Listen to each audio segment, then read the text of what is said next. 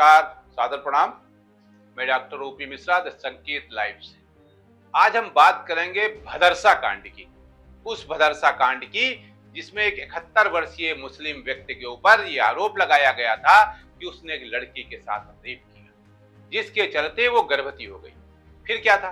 कथित आरोपी मुस्लिम था। मैंने कथित शब्द का यहाँ इस्तेमाल जानबूझकर इसलिए किया है क्योंकि अभी 2 दिन पहले ही हाई कोर्ट में जमानत अर्जी पर सुनवाई के दौरान जो डीएनए रिपोर्ट पेश की गई, उसमें एक खुलासा किया गया कि भ्रूण का डीएनए मोहित खान नामक कथित 71 वर्षीय आरोपी से मैच नहीं खाता है। यह अलग बात है कि हाई कोर्ट में उनकी जमानत रद्द कर दी गई और एक दूसरे, चूंकि प्रशासन को यह लगा कहीं बाय द वे जमानत अगर हो गई इस आधार पर तो इससे पहले जब वो बाहर ना आने पावे उसे गैंगस्टर में फिट कर दिया गया। भदरसा कांड को लेकर जिस तरह के आरोप लगाए गए, हिंदू मुस्लिम का एंगल तय किया गया तथा तमाम आरोप ही नहीं लगाए गए बल्कि मेन स्ट्रीम मीडिया ने वो सब कुछ किया जो पत्रकारिता के नाते नहीं करना चाहिए। फैजाबाद की अदालत में ट्रायल हुआ हो या न हुआ हो, लेकिन सरकार और प्रशासन को खुश करने के लिए इतना अधिक मीडिया ट्रायल हुआ, इतना अधिक हिंदू मुस्लिम हुआ, इतना अधिक सांप्रदायिकता फैलाई गई कि सपा प्रमुख अखिलेश यादव को सामने आकर यह कहना पड़ा कि दूध का दूध और पानी का पानी करने के लिए डीएनए टेस्ट होना ही चाहिए। उस समय सपा प्रमुख की इस मांग पर उन्हें भी जमकर ट्रोल किया गया। में कोई पॉलिटिकल पार्टी, अगर समाजवादी पार्टी ये बात कहती है कि डीएनए टेस्ट होना चाहिए, कैसे मुख्यमंत्री हैं? ये इन्हें कौन राय दे रहा है? ये कानून किसका संशोधित है? ये इन्हीं का संशोधित कानून है 2023 का, जिसमें ये कहा गया है कि डीएनए टेस्ट होना चाहिए अगर 7 साल से ज्यादा किसी की सजा का कोई प्रावधान है तो। बलात्कारियों का हमदर्द बताया गया, तमाम तरह की आलोचना की गई और ये बताने का प्रयास किया गया कि वो आरोपी को अपने वोट बैंक सहेजने के लिए डिफेंड कर रहे हैं।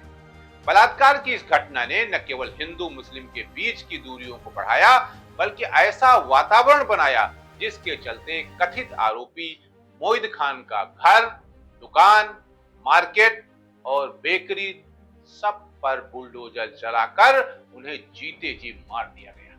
जबकि मोहित खान की गिरफ्तारी से पहले गिरफ्तार हुआ उसका सीतापुर निवासी नौकर राजू खान ये कहता रहा कि इसमें चाचा का कोई रोल नहीं, लेकिन उसकी बात को इसलिए अनसुना किया गया क्योंकि उसको गिरफ्तार करने मात्र से सरकार की और प्रशासन की वो मंशा पूरी नहीं हो रही थी जो वो चाह रही थी। यहाँ ये जानना जरूरी है कि 71 वर्षीय मोहित खान समाजवादी पार्टी से सक्रिय रूप से जुड़े हैं, तो फैजाबाद के सांसद अवधेश प्रसाद के भी करीबी हैं और सपा प्रमुख अखिलेश यादव के साथ भी ये संबंध है। यही वो प्रमुख कारण था जिसके चलते इस भदरसा कांड को काफी वेटेज मिल रहा था।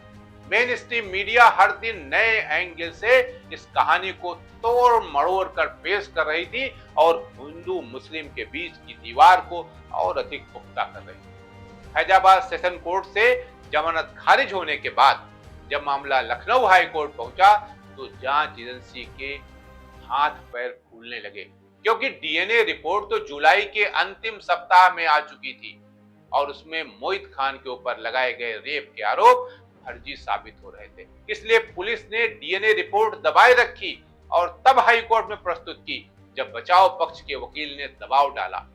जान लें कि पिछली सुनवाई के दौरान न्यायालय ने निदेशक विधि विज्ञान प्रयोगशाला को 1 सप्ताह में रिपोर्ट पेश करने का आदेश न्यायमूर्ति पंकज भाटिया की एकल पीठ ने दिया था, जिसे बाद में पेश किया गया।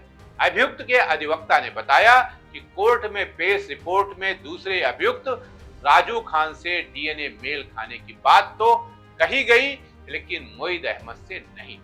इसके विपरीत राज्य सरकार का कहना था कि मामला गंभीर प्रकृति का है, पीड़ित नाबालिग है जिसके साथ दुराचार का आरोप अभियुक्त और नौकर पर है।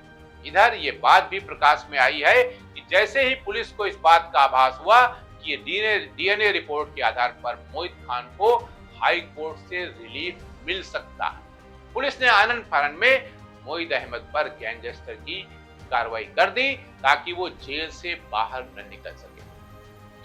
और ऐसे भी अब उनकी जमानत रद्द कर की जा चुकी है, उन्हें जेल में ही रहना होगा।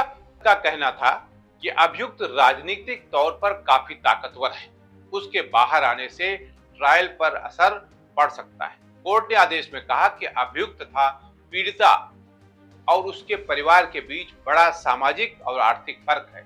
इसके साथ ही विवेचना के दौरान पीड़िता और उसके परिवार पर सुलह के लिए भी दबाव डाला गया था, लिहाजा अभियुक्त के बाहर आने पर ट्रायल के प्रभावित होने का खतरा है। आज के लिए इतना ही। नमस्कार।